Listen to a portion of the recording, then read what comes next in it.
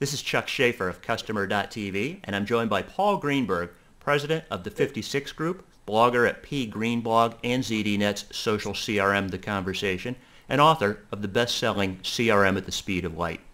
The purpose of our discussion today is to explore customer experience management, including why customer experience is finding new and strategic interest among business leaders, and how this business strategy complements, contrasts, or otherwise rationalizes with customer relationship management. Welcome, Paul, and thank you for joining me. How are you today? I'm doing good, Chuck. How you doing? I'm doing well, thank you. I always like to begin conversations with context. It doesn't appear there's yet a consensus definition of customer experience. And with the varying jockeying and parochial interest, it's quite possible there may never be one. How do you define or describe customer experience to a business leader or IT professional trying to get his or her head squarely around this increasingly discussed strategy?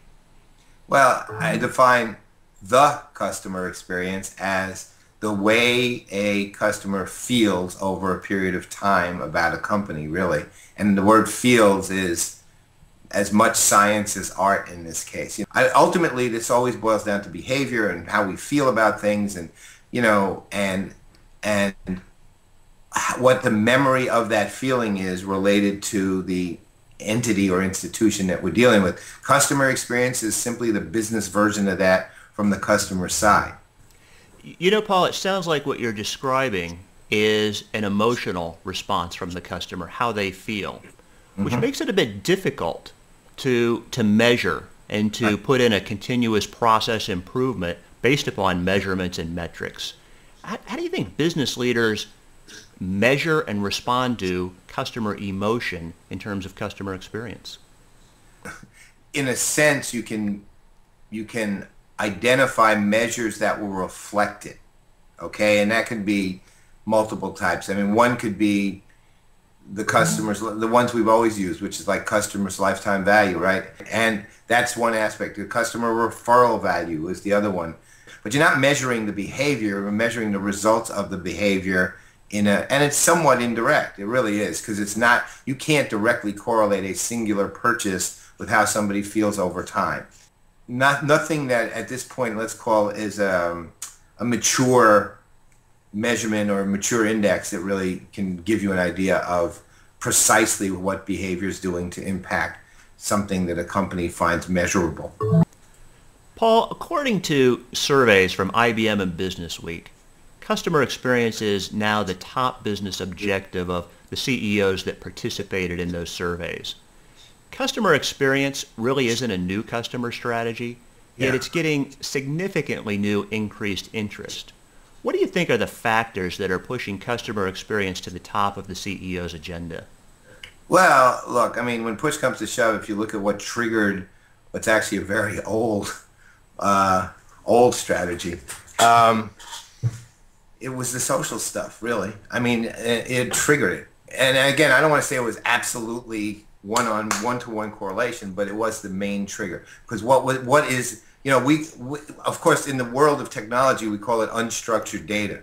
In the actual world, it's, conversations that are going on among people who have changed how they trusted stuff, right? And again, I'm using stuff in a perfectly scientific fashion, right? They changed how they trusted stuff, meaning, you know what? I trust your opinion more than I trust that company's opinion. You're as an individual human being who, for varying emotional reasons, this person, and varying, I guess proof points we'll call it, this person trusts more than a company who's pushing a product of some sort. That changed everything. So again, how somebody felt became something of real importance because they were expressing those feelings all over the social web, and the result was lots of people were responding to their anger or their passion in support of something, and they saw there was a result that was actually meaningful. Some companies on the kind of, I don't want to call them early adopters, given that this has been around actually 50, 60 years, but some companies that understood that earlier than others, like American Girl and Mattel, the dolls, built things around experiences and saw immediate revenue literally skyrocketing revenue, as a result of building out experiences, which they realize people are willing to actually pay for when they're made consumable, right? So, feeling good about your daughter's happiness at American Girl, at an American Girl store will cost you $400 more than when you walked into the store.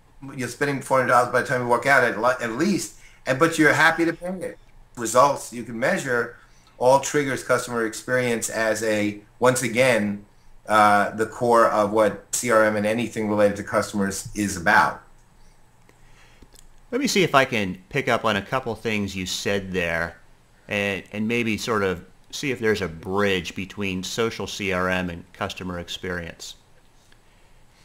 In your most recent edition, the 4th edition, of CRM at the Speed of Light, you describe how customers' expectations are so great and their demands so empowered that a social CRM strategy must be built around collaboration and customer engagement, not traditional operational customer management. Social CRM has become a recognized strategy to engage social customers in a mutually rewarding dialogue. But now comes along customer experience.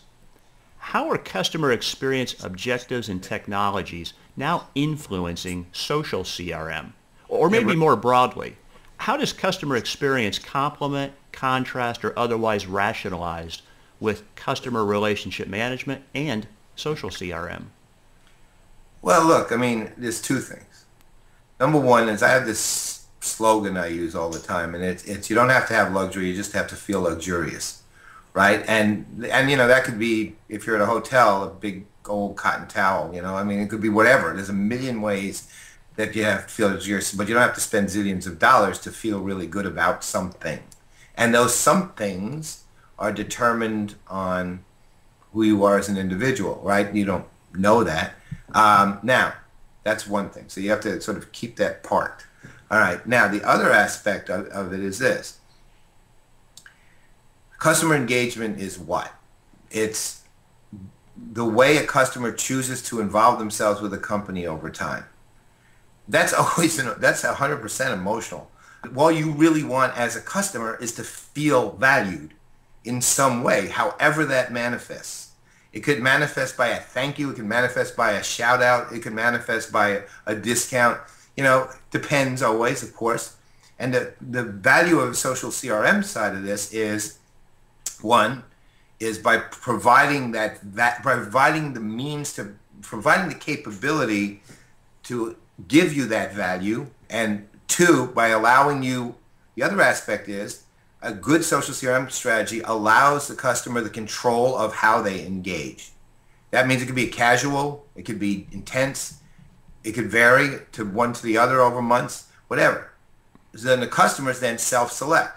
The other aspect, though, is when CRM strategies are being done well, and if the technologies are good, you're going to capture all that information and be able to refine things so that you actually can provide them with the kind of experience that they need to feel valued. That's what you're giving them. You're giving them capabilities. They're going to act on those capabilities, but they retain control over how. That's, again, the need for human beings to have control over their own lives is emotional. And social CRM, social media, social web, social customers, that triggered it. The customer experience is just strategic thinking around customer engagement is creating the customer experiences that give customers the latitude and the freedom to and the desire to keep engaging. That's what it does. And it's awesome. It's really great. Very interesting points indeed. And with that, we're at a good break point to conclude our conversation. This is Chuck Schaefer, and I've been joined by Paul Greenberg. Paul, thank you for your comments and insights, and thanks for joining me today. Anytime, my friend, anytime.